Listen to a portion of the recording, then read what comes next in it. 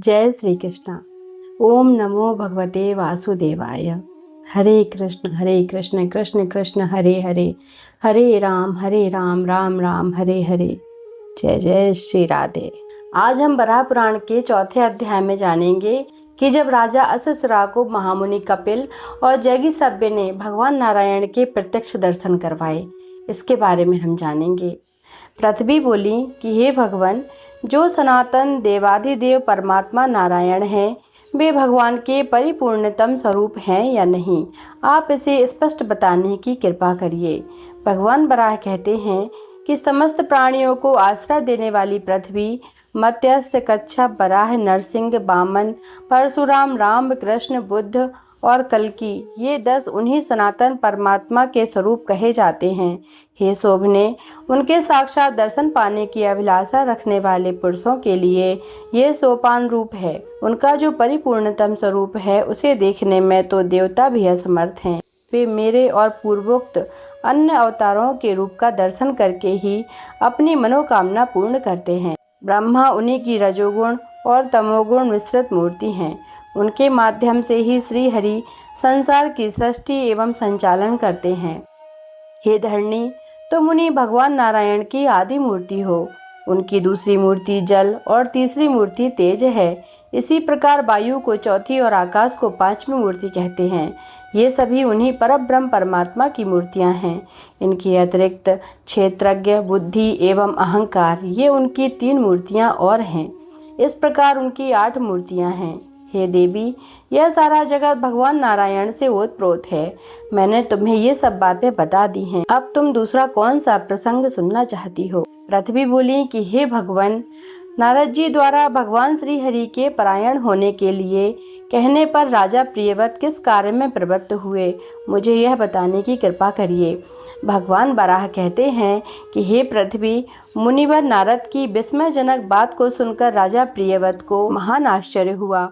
उन्होंने अपने राज्य को 7 भागों में बांटकर पुत्रों को सौंप दिया और स्वयं तपस्या में संलग्न हो गए। परब्रह्म परमात्मा के नारायण नाम का जप करते करते उनकी मनोवृत्ति भगवान नारायण में स्थित हो गई। अतः उन्हें देह त्याग के पश्चात भगवान के परम धाम की प्राप्ति हुई। भगवान श्री हरि माता पृथ्वी से कहते हैं कि हे सुंदरी, ब्रह्मा जी से संबंध रखने वाला एक दूसरा प्रसंग सुनो। प्राचीन काल में असुसरा नाम के एक परम धार्मिक राजा थे। उन्होंने अश्वमेध यज्ञ के द्वारा भगवान नारायण का भजन किया था, जिसमें उन्होंने बहुत बड़ी दक्षिणा बांटी थी। यज्ञ की समाप्ति होने पर उन राजा ने स्नान किया। इसके पश्चात वे ब्राह्मणों से घिरे हुए बैठे थे।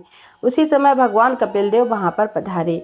उनके साथ योगीराज जैगीसभ्य भी थे। अब महाराज असुसरा बड़ी शीघ्रता से उठे, अत्यंत हर्ष के साथ उनका सत्कार किया और तत्काल दोनों मुनियों के विधिवत स्वागत की व्यवस्था की।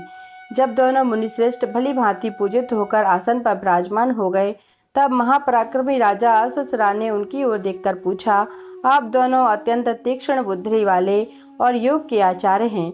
आपने कृपा पूर्वक स्वयं अपनी इच्छा से यहाँ पर आकर मुझे दर्शन दिया है।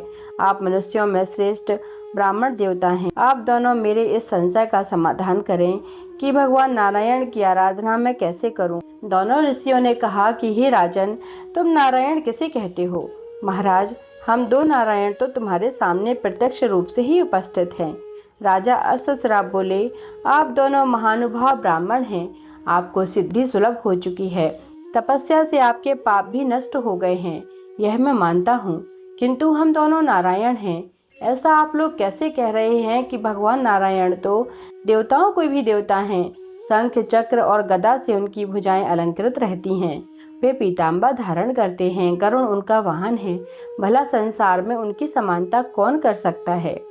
तब भगवान बराह कहते हैं कि कपिल और जैगीसभ्य, ये दोनों ऋषि कठोर व्रत का पालन करने वाले थे।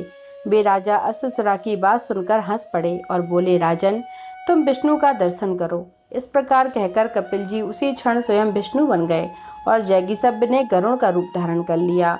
अब तो उस समय राजाओं के समूह में हाहाकार मच गया। गरुड़ वाहन सनातन भगवान नारायण को देखकर महान यशस्वी राजा असुसरा हाथ जोड़कर कहने लगे, हे विप्रवरों, आप दोनों शांत हों। भगवान विष्णु ऐसे नहीं हैं। जिनकी नाभि से उत्पन्न कमल पर प्रकट होकर ब्रह्मा अपने रूप में विराजते हैं, वह रूप परम प्रभु भगवान विष्णु का है। कपिल एवं जैगीसव्य ये दोनों मुनियों में श्रेष्ठ थे। राजा अश्वसुरा की उक्त बात सुनकर उन्होंने योग माया का विस्तार कर दिया। अब कपिल देव पद्मनाम विष्णु के तथा जैगीसव्य प्रजापति ब्रह्मा के रूप में परिणित हो गए। कमल के ऊपर ब्रह्मा जी सुशोभित होने लगे। उनके श्री विग्रह से कालाग्नि के तुल्य लाल नेत्रों वाले परम तेजस्वी रुद्र का प्राकट्य हो गया। राजा ने सोचा, हो ना हो यह इन योगीश्वरों की ही माया है, क्योंकि जगदीश्वर इस प्रकार सहज ही दृष्टिगोचर नहीं हो सकते। वे सर्वशक्ति संपन्न श्री हरि तो सदा सर्वत्र विराजते हैं। भूत प्राणियों को धारण करने वाली पृथ्वी राजा अश्वसुरा अपनी सभा में इस प्रकार कह ही रहे थे कि उनकी बात समाप्त होते न होते खटमल, मच्छर, जूं, भौरे, पक्षी, सर्प, घोड़े, गाय, हाथी, बाघ, सिंह, श्रृंगाल, हरिण एवं उनके अतिरिक्त और भी करोड़ों ग्राम्य एवं वन्य पशु राजभवन में चारों ओर दिखाई पड़ने लगे। उस समय झुंड के झुंड प्राणियों के समूह को देखकर राजा के आश्चर्य की सीमा न रही।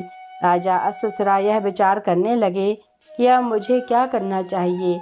इतने में ही सारी बात उनकी समझ में आ गई। अहो, यह तो परम बुद्धिमान कपिल एवं जैगीसव्य मुनि का ही महात्म्य है। फिर तो राजा अश्वसुरा ने हाथ जोड़कर उन ऋषियों से भक्तिपूर्वक पूछा, हे विप्रवरों, यह क्या प्रपंच है?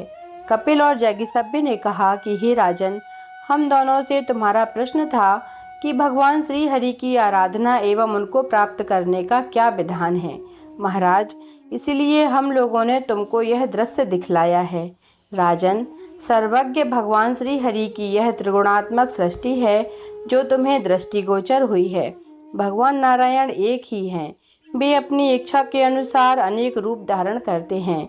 किसी काल में जब वे अपनी अनंत तेजो राशि को आत्मसात करके सौम्य रूप में सुशोभित होते हैं, तभी मनुष्यों को उनकी झांकी प्राप्त होती है। अतएव उन नारायण की अव्यक्त रूप में आराधना फलवती नहीं हो पाती। वे जगत प्रभु परमात्मा ही सबके शरीर में विराजमान हैं। भक्ति का उदय होने पर अपने शरीर में ही उन परमात्मा का साक्षात्कार हो सकता है। कपिल मुनि राजा अश्वसुरा से कहते हैं कि परमात्मा किसी स्थान विशेष में ही रहते हों, ऐसी बात नहीं है। वे तो सर्वव्यापक हैं। महाराज, इसी निमित्त हम दोनों के प्रभाव से तुम्हारे सामने यह दृश्य उपस्थित हुआ है। इसका प्रयोजन यह है कि भगवान की सर्वव्यापकता पर तुम्हारी आस्था दृढ़ हो जाए। हे राजन, इसी प्रकार तुम्हारे इन मंत्रियों एवं सेवकों के सभी के शरीर में भगवान श्री हरि विराजमान हैं। राजन, हमने जो देवता एवं कीट पशुओं के समूह तुमको अभी दिखलाए हैं, वे सब के सब विष्णु के ही रूप हैं। केवल अपनी भावना को दृढ़ करने की आवश्यकता है, क्योंकि भगवान श्री हरि तो सभी में व्याप्त हैं ही। उनके समान दूसरा कोई भी नहीं है। ऐसी भावना से उन श्री हरि की सेवा करनी चाहिए। हे राजन, इस प्रकार मैंने सच्चे ज्ञान का तुम्हारे सामने वर्णन कर दिया है। अब तुम अपनी परिपूर्ण भावना से भगवान नारायण का, जो सबके परम गुरु हैं, उनका स्मरण करो। धूप, दीप आदि पूजा की सामग्रियों से ब्राह्मणों को तथा तर्पण द्वारा पितरों को तृप्त करो। इस प्रकार ध्यान में चित्त को समाहित करने से भगवान नारायण शीघ्र ही सुलभ हो जाते हैं। इस प्रकार कपिल मुनि ने राजा अश्वसुरा को ज्ञान दिया और उनको भगवान के दर्शन करवाए। इसके आगे अध्याय 5 में हम सुनेंगे रैभ्य मुनि और राजा बसु का देवगुरु बृहस्पति से संवाद तथा राजा अश्वसुरा द्वारा यज्ञ मूर्ति भगवान नारायण का स्तवन एवं उनके श्री विग्रह में लीन होना। ये सब कुछ हम 5वें अध्याय में सुनेंगे, तो 5वें अध्याय को सुनना ना भूलें। जय श्री कृष्णा। ओम नमो भगवते वासुदेवाय।